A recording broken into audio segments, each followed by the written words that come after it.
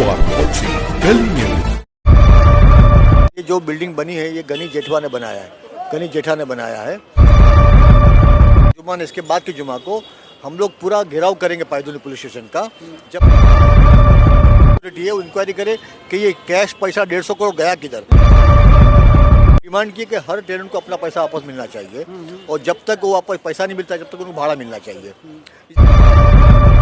जब डेमोलिशन हो रहा था, जब लोग रोड पे आ रहे थे, दुआएं हो रही थी, तब यूसुफ अबरानी ने कुछ नहीं कहा। आज 5 महीने बाद अचानक यूसुफ अबरानी उठ के आते हैं और बोलते हैं एक्शन हो। आप जब तब सब टेनेंट नहीं आएंगे, फ्राइडे को धरना होगा तो सब टेनेंट को बुलाऊंगा मैं यहाँ। कितने रुपयों का आपको लगता है कि इसमें कम से कम 100-150 करोड़ का घपला है इसके अंदर। ये तो ईओडब्ल्यू का भी केस हो गया। नहीं हम आपने कहा कि अगले फ्राइडे को तक अगर एफआईआर नहीं होती तो आप लोग धरना देंगे। हाँ इंशाल्लाह बराबर नमाज के बाद इमीडिएटली बैठ जाएंगे हम लोग यहाँ। तो गुलिस्तान बिल्डिंग पायदुनी इसकी कहानी आपको पता है। 90 परिवार को सुप्रीम कोर्ट ने उस बिल्डिंग को इलीगल करार देते हुए डेमोलिश करने का ऑर्डर दिया था। 5 महीने हो गए। 5वें महीने बाद लेटेस्ट डेवलपमेंट में ये है कि यूसुफ अबरानी, एडवोकेट यूसुफ अबरानी, कांग्रेस के जो नेता है, वो आज पायदुनी पुलिस स्टेशन में आए और शिकायत करने आए हुए हैं गुलिस्तान बिल्डिंग में। बात करते हैं यूसुफ भाई से। यूसुफ भाई क्या शिकायत है? देखिए ये है कि आज से कुछ 5 महीने पहले बिल्डिंग को डिमोलिश किया गया। ये लोग हाई कोर्ट गए, हाई कोर्ट ने प्रोटेक्शन देने से मना कर दिया। सुप्रीम कोर्ट पहुँचे, सुप्रीम कोर्ट ने कहा कि बिल्डिंग पूरी इलीगल, इसको तोड़ना चाहिए। अब हमारा कंसर्न वो नहीं है कि बिल्डिंग टूटी क्यों, हमारा कंसर्न ये है कि जो गरीब लोग वहाँ रहते थे उनका क्या। उन्होंने प्रॉमिस किया कि अगर बिल्डिंग टूट गई तो आपको भाड़ा मिलेगा और आपको नई बिल्डिंग बना के देंगे जहाँ पे आपको फ्लैट फ्री मिलेगा। आज उस बात को 5 महीने हो गए, किसी टेनेंट को जवाब नहीं मिलता। इसके आर्किटेक्ट कौन है, इसका इंजीनियर कौन है, मालिक कौन है। और ये जो बिल्डिंग बनी है ये गनी जेठवा ने बनाया है, गनी जेठा ने बनाया है। उससे जो मिलने के लिए तो वो हर रोज़ बोलता है 10 दिन बाद आओ, 15 दिन बाद आओ, कुछ ना कुछ करता हूँ, मेरा प्लान बनने वाला है, मेरा प्लान सेंक्शन होने वाला है। लेकिन हमको मालूम है कि जो प्लान डाला है उन्होंने वो रिजर्व प्लॉट पे डाला है, उसका प्लान सेंक्शन होना नहीं है।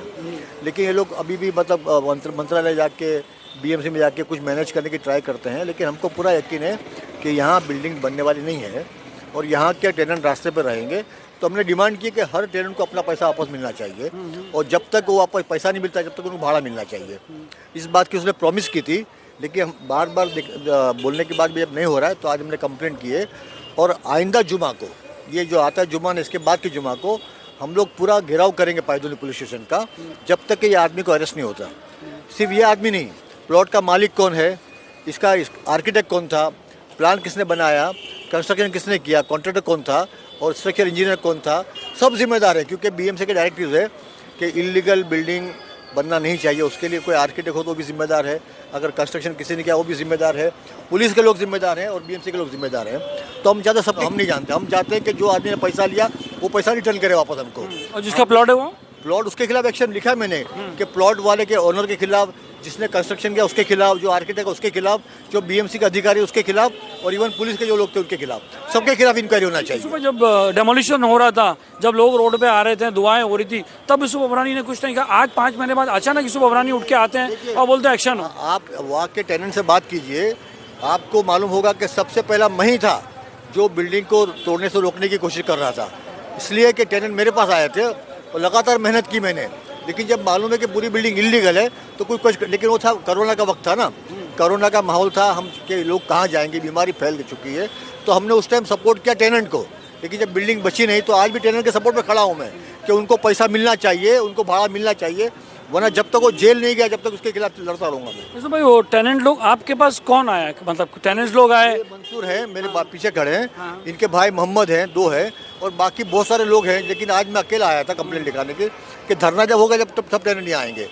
फ्राइडे को धरना होगा तो सब टेनेंट को बुलाऊंगा मैं यहाँ। कितने रुपयों का आपको लगता है कि इसमें कम से कम 100-150 करोड़ का घपला है इसके अंदर। ऐसी 3 बिल्डिंग बनाई आदमी ने, 1 बिल्डिंग, 2 बिल्डिंग पानी में, 1 बिल्डिंग डोगरी में है। सबकी इंक्वायरी कर रहा हूँ मैं और सबके पेपर। तो एडवोकेट हो, लीगल एडवाइस भी आप दे सकते हो, ले सकते हो। ये तो ईओडब्ल्यू का भी केस हो गया।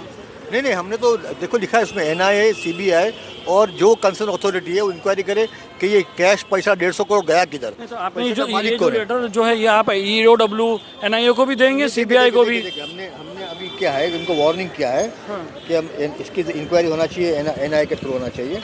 लिखा भी हमने NIA और CBI दोनों का लिखा है। जी जी देखो नहीं, NIA तो वहाँ पे भी देंगे आप? नहीं देंगे ना, हम लोग ने पुलिस को, क्योंकि कंसर्न पुलिस स्टेशन है, इन पे जिम्मेदारी बनती है कि इंक्वायरी शुरू करे, क्योंकि हम लोग कहीं भी जाएंगे तो बोले पहले वहाँ जाओ, तो पहले हम लोग यहाँ पहुँचे, उसके बाद आगे जाएंगे हम लोग।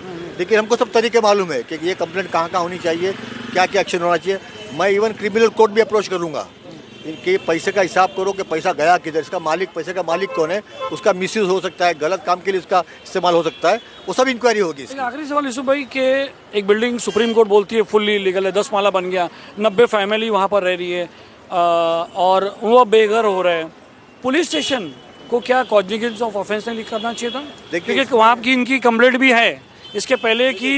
गवर्नमेंट के डायरेक्टिव्स है, इवन बॉम्बे म्यूनसिपल कॉर्पोरेशन के डायरेक्टिव्स है कि जिस इलाके में इलीगल कंस्ट्रक्शन होगा वहाँ का वार्ड ऑफिसर या असिस्टेंट कमिश्नर और वहाँ का सीनियर इंस्पेक्टर वो जिम्मेदार होंगे। तो मैंने अभी यही कहा सीनियर से कि आपके पहले सीनियर कौन था उसके खिलाफ इंक्वायरी होना चाहिए, यहाँ का असिस्टेंट कमिश्नर कौन था उसके खिलाफ भी इंक्वायरी होना चाहिए। उन्होंने कहा कि किसी एक को सस्पेंड किया गया है, मतलब वो माइनर पनिशमेंट है सस्पेंड। 150 करोड़ का जो इतना बड़ा रोलिंग हुआ है उसमें बड़ा पैसा गया होगा BMC में, पुलिस में, उसकी भी इंक्वायरी करो कितना पैसा कहाँ गया। BMC ने MRTP एक्ट के तहत कार्रवाई की है? कार्रवाई की है MRTP, लेकिन MRTP एक क्या है कि सिविल ऑफेंस है ना, FIR लिखी जाती है सर MRTP पे? ऐसे लेके म्यूनसिपल कॉर्पोरेशन के पास पुलिस नहीं है ना, तो वो लोग पुलिस कंप्लेंट करते हैं। वही तो बोल रहा हूँ, MRTP BMC ने निकाली है, उसमें मैक्सिमम 3 साल की पनिशमेंट है, मैक्सिमम 3 साल की, उसमें प्रोसिक्यूशन नहीं किया। जब तक इसकी इंक्वायरी होती नहीं है, जब तक जिम्मेदारी फिक्स नहीं होती, जब तक कुछ नहीं कहेंगे। हम लोग ने कहा है कि भाई जिसने बिल्डिंग बनाया, कंस्ट्रक्ट किया, पैसा वसूल किया, वो आदमी मेन जिम्मेदार है, उसके पीछे कौन कौन लोग हैं काम पुलिस का है। लेकिन हमारा मानना ये है कि वो वक्त जो पुलिस के जो इंचार्ज थे ये और जो वार्ड ऑफिसर के इंचार्ज थे उनके खिलाफ एक्शन होना चाहिए। ये नोटिफिकेशन गवर्नमेंट का भी है, कॉर्पोरेशन का भी है। सुबह एक आखिरी बात, आपने एक आखिरी सवाल करता हूँ, आपने ऊपर कहा, मैं भी बैठा था कि वहाँ के कॉर्पोरेटर पे भी जिम्मेदार है, वहाँ का ये भी जिम्मेदार है। उनको कॉर्पोरेटर्स को और MLA को देखना चाहिए कि उसके इलाके में इलीगल। मेरा सवाल वही आ रहा है, आपने ऊपर कहा था कि इनके कॉर्पोरेटर जिम्मेदार है ये, तो क्या ये कांग्रेस के कॉर्पोरेटर रहते तो भी आप ऐसे ही बोलते हैं वहाँ पर आपके इलाके, क्योंकि यहाँ कांग्रेस के कॉर्पोरेटर नहीं है? देखिए मैं खुद नगर सेवक रह चुका हूँ, मैं खुद MLA रह चुका हूँ।